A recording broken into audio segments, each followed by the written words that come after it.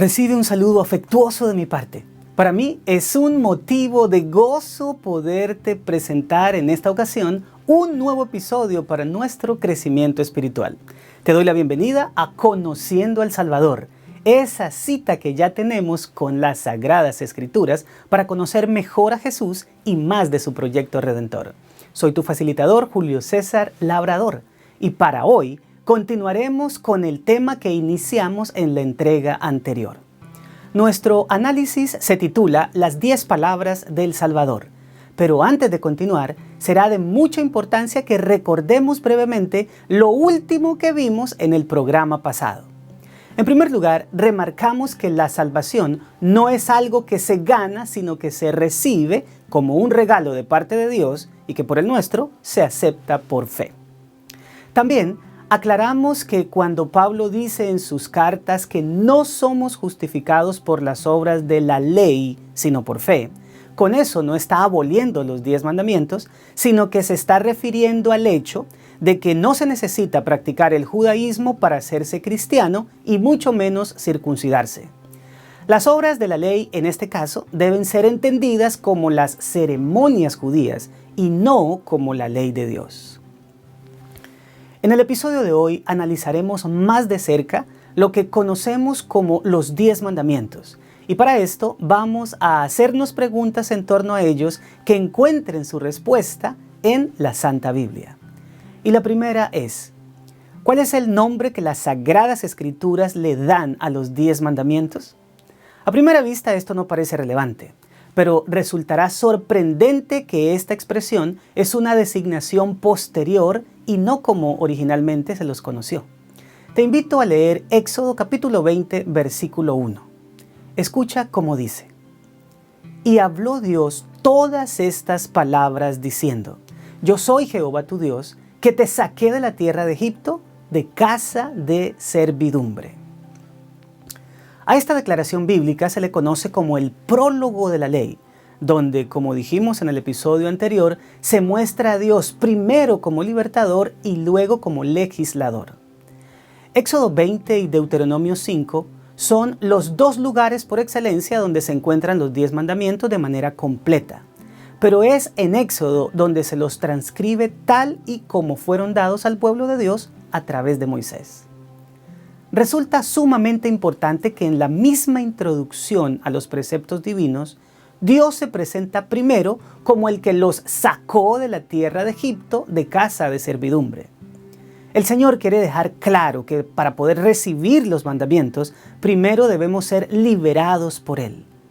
Pero la pregunta fue, ¿cómo se llama bíblicamente la ley de Dios? Y si notas, en ningún momento aquí se escuchan la expresión ley o mandamientos. En lugar de eso, se dice que Dios habló estas palabras. Y es que justamente así es que la Biblia llama en su comienzo a lo que nosotros nos referimos como los 10 mandamientos. En hebreo, el sustantivo plural palabras es devarim, y designarlas así obedece al hecho de que Dios las pronunció audiblemente a su pueblo y luego se las entregó por escrito. La Biblia dice que eso sucedió en medio de una demostración poderosa de la presencia divina. ¿Cómo se manifestó Dios al pronunciar su ley? Lee conmigo Éxodo capítulo 20, versículos 18 al 20. Todo el monte del Sinaí humeaba porque Jehová había descendido sobre él en fuego, y el humo subía como el humo de un horno, y todo el monte se estremecía en gran manera. El sonido de la bocina iba aumentando en extremo. Moisés hablaba y Dios le respondía con voz tronante. Y descendió Jehová sobre el monte Sinaí, sobre la cumbre del monte. Y llamó Jehová a Moisés a la cumbre del monte, y Moisés subió. Como puedes ver, el escenario era una montaña humeante, casi como un volcán a punto de hacer erupción. Se escuchaba el retumbar del sonido de un shofar o cuerno de carnero, y la misma presencia de Dios se mostró en un fuego incandescente. Es en este marco que el Señor pronuncia sus Aseret Ha-Devarim, o las 10 palabras a las que el cristianismo llamamos, de manera no tan precisa, los mandamientos. A lo mejor te preguntarás, ¿por qué esta traducción no es tan precisa? Bueno, existen solo 3 lugares en toda la Biblia en los que aparece la frase 10 mandamientos, tanto en la traducción Reina Valera del 60 como en la Nueva Versión Internacional. Se trata de Éxodo capítulo 34 versículo 28, Deuteronomios 4:13 y Deuteronomios 10:4. Pero en el idioma original está escrito en cada caso Aseret Ha-Devarim, o como ya lo he dicho antes, las 10 palabras. El asunto surgió como un problema de equivalencias semánticas al traducirse la Biblia. Ya hablé un poco de esto en uno de los episodios iniciales de nuestro programa, pero haríamos bien en retomarlo. Resulta que cuando se traduce de una lengua a otra, la mayoría de las veces las palabras no interpretan exactamente el significado de las del otro idioma. Ese es el caso, por ejemplo, de Torá en hebreo, que significa enseñanza, pero que cuando se pasó el Antiguo Testamento del hebreo al griego, se la tradujo como nomos, que significa ley en el sentido de regulación. Aunque en el momento era la palabra con mejor equivalencia, vemos que sacrificó gran parte de su carga semántica. Sin embargo, a la hora de hacerse la primera traducción de toda la Biblia al latín, idioma del vasto imperio romano, no se usaron los documentos bíblicos hebreos, sino los griegos. Y para nomos se eligió la palabra lex, que significa ley, pero en el sentido de código escrito. Esa fue la equivalencia en términos de significado que se siguió usando para el resto de las traducciones a otros idiomas. Para colmo, debido a que la única parte de la Biblia escrita directamente por Dios fueron las 10 palabras, entonces se hizo fácil usar la expresión 10 mandamientos para referirse a ellas, ya que se tomaron como la ley de Dios, no en el sentido hebreo de enseñanza, Torah, sino de precepto escrito, lex. Lo triste es que los traductores no se percataron de que los judíos que hablaban griego en los tiempos del Nuevo Testamento las habían llamado de manera más precisa, el decálogo, una expresión que, aunque todavía se usa, no es tan común. Cuando digo que utilizar el término decálogo es más acorde, lo digo porque esta es una palabra griega compuesta por deca, 10, y logos, palabra. Referirse a los 10 mandamientos como las 10 palabras no solo es más equivalente con el idioma de origen, sino con la teología detrás del término. Y la razón para afirmar esto es que la palabra de Dios tiene poder creador. Verás, cuando se lee Génesis 1, se observa la manera en que la deidad hizo nuestro mundo, y fue a partir de expresiones habladas. El Salmo 33:9 plasma esto muy bien cuando dice: porque Él dijo y fue hecho, Él mandó y existió. Visto de esta manera, las 10 palabras tienen poder para crearnos de nuevo en términos morales y convertirnos en individuos a imagen de Dios. Pero a lo mejor en este mismo momento comenzaste a preguntarte, ¿dónde se dice que el decálogo fue escrito directamente por Dios? Pues te invito a leer conmigo Deuteronomio 9:10. Y me dio Jehová las 2 tablas de piedra escritas con el dedo de Dios, y en ellas estaba escrito según todas las palabras que os habló Jehová en el monte, de en medio del fuego, el día de la asamblea. Nota cómo se usa la expresión escritas con el dedo de Dios. Algo que, de acuerdo con el Nuevo Testamento, tiene una conexión con el Espíritu Santo. Permíteme explicártelo. En Lucas 11:20 está escrito: mas si por el dedo de Dios echo yo fuera los demonios, ciertamente el reino de Dios ha llegado a vosotros. Esa declaración del Señor Jesús fue dicha en el contexto de una liberación que hizo de un endemoniado, después de lo cual se lo calumnió de haberlo hecho por el poder de otro demonio al que llamaban Belcebú, cosa contra la cual él argumenta y termina diciendo que si en lugar de eso él lo hizo con el dedo de Dios, entonces es porque el reino de Dios se había manifestado. Pues bien, esa misma historia es contada en Mateo capítulo 12, versículos 22 al 30. Pero el versículo 28 registra la respuesta de Jesús de la siguiente manera: pero si yo, por el Espíritu de Dios echó fuera los demonios, ciertamente ha llegado a vosotros el reino de Dios. ¿Notaste cómo en Lucas se le dice el dedo de Dios a lo que en Mateo se le llama el Espíritu de Dios? Pues con base en esta conexión se afirma que los 10 mandamientos fueron escritos por el Espíritu Santo. Pero vayamos a la siguiente pregunta. ¿Por qué dice la Biblia que fueron 2 las tablas de piedra en donde se escribió el Decálogo? Antes de responderte esta pregunta, quiero que leamos Éxodo capítulo 32, versículo 15. Allí se dice: Y volvió Moisés y descendió del monte, trayendo en su mano las 2 tablas del testimonio, las tablas escritas por ambos lados. De uno y de otro lado estaban escritas. No solo eran 2 tablas, sino que fueron escritas por ambas caras. Pues bien, la razón es porque cada tabla estaba destinada a orientarnos en la manera de relacionarnos, en primer lugar con Dios y en segundo con el prójimo. La primera parte del Decálogo, o las primeras 4 palabras, le enseña al creyente cómo mostrar su amor a Dios, y las últimas 6, cómo tratar amorosamente a su prójimo. Es por eso por lo que cuando le preguntaron al Señor sobre el precepto más importante de la Torá, Él dijo lo que quedó consignado en Marcos 12, 29 al 31. Jesús le respondió: El primer mandamiento de todos es: Oye Israel, el Señor nuestro Dios, el Señor uno es. Y amarás al Señor tu Dios con todo tu corazón, con toda tu alma y con toda tu mente y con todas tus fuerzas. Este es el principal mandamiento. Y el segundo es semejante: amarás a tu prójimo como a ti mismo. No hay otro mandamiento mayor que estos.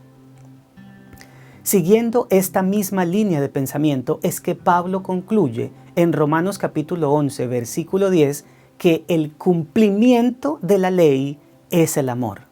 Porque el Decálogo se resume en mantener una relación vertical de amor ferviente y completo a Dios y horizontal de respeto y afecto a nuestro prójimo.